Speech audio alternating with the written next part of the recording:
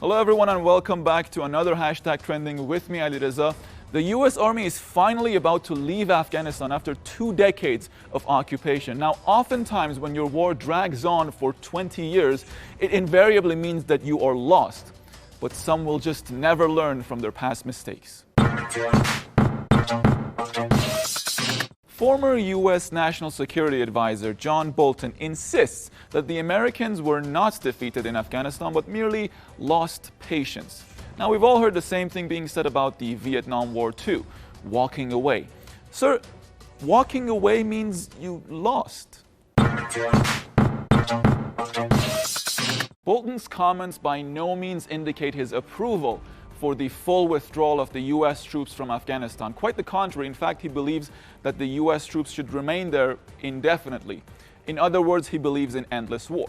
All right, now let's see how the internet has reacted to this. Our first comment comes from Ole and Kare. They wrote, "Walked away or slinked away amounts to the same thing, an ignominious defeat by a sandals-wearing, little-equipped enemy with more heart and greater purpose. In fact, the U.S. has won not even one of the several dozen wars it started around the world since 1945.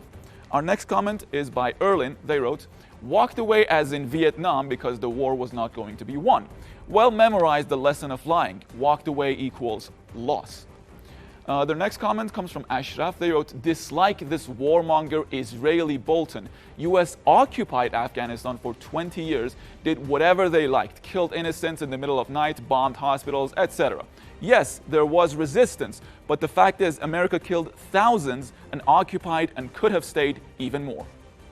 And now they are walking away without any accountability. Now, this might mean an end to war for the US, but what happens to the Afghan civilians who were harmed by decades of conflict, whose rights are being violated to this day?" Anyhow, let's check out some more comments on Press TV's website. The first one comes from Positron. They wrote, "The case of Afghanistan was not a war. It was an occupation 20 years ago when the US killed Taliban and the war ended. The rest of the case was an occupation. No matter what a retarded, from the beginning expired official like Bolton trying to twist, convolute, and misrepresent the case, the US, other than destroying the country, didn't accomplish anything." The next comment on Press TV's website comes from Defender. They wrote, "You know why they didn't lose the war? Because the Taliban militants they created, armed, and trained are taking over." The next one comes from Exceptional Losers. 20 years and the devastating exceptional superpower can't defeat Taliban? Where does the Taliban get its weapons from? USA has walked away in defeat every time. Only when they dropped terrorist weapons of mass destruction and caught adversaries off guard, they won. You can't drop weapons of mass destruction and win ever again. US military should know this. The next comment comes from Hitler was bad. If the world has a just, functional global authority, the USA should be paying money to Libya, Afghanistan, Iraq, Iran, Lebanon, Syria, Sudan, Cuba, Venezuela, etc. for crimes against humanity. But unfortunately, the UN is a crime against humanity as well. The UN is a product of the Zionist world order.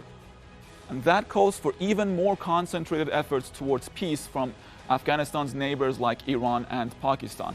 One such right step is the upcoming peace conference in Islamabad. Overall, the focus of the attempts is to bring about a democratic atmosphere where all opinions are represented proportionately.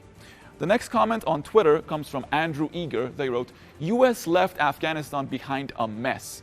If you went in 2001 to kick out the Taliban and you're leaving Afghanistan now to the Taliban, what did all the people that died over there die for in the first place? Convince Talibans to hold general elections in the country." The next comment comes from Akram. He wrote, "China, Pakistan, Russia, Iran, Turkey, all friends want peace in the region, but some elements have increased the suffering in the countries. The list includes the United States." The next comment comes from Abu Huzaifa. He wrote, "Main peace deal factors are ceasefire among US, Taliban, and Afghan forces, withdrawal of foreign forces, intra-Afghan negotiations, counter-terrorism assurances.